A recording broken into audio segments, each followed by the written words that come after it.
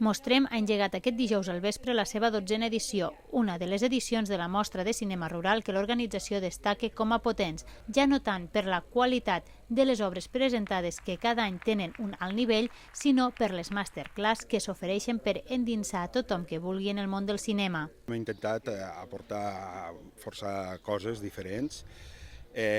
professionalitzar una mica més. Ja portem un temps apostant per les masterclass, aquest any en farem dos, una amb el Roger Pera, havia de venir el Joan Pera també, però finalment no ha pogut perquè té feina, que parlaven sobre doblatge, que és un tema sempre polèmic dins del cinema, però crec que força interessant.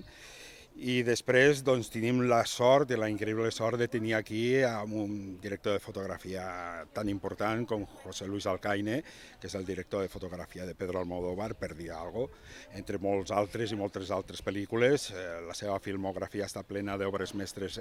del cinema espanyol, i que també ens farà una masterclass molt interessant sobre la profunditat de foco, la profunditat de camp.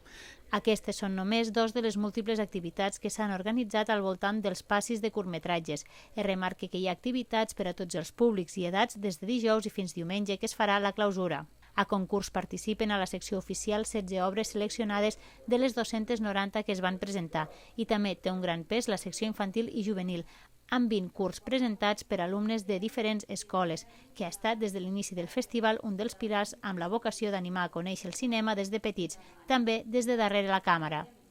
El festival el tancarà diumenge Finestra d'actualitat amb curtmetratges especials, ja que es compta amb una col·laboració amb Fira de Titelles de Lleida.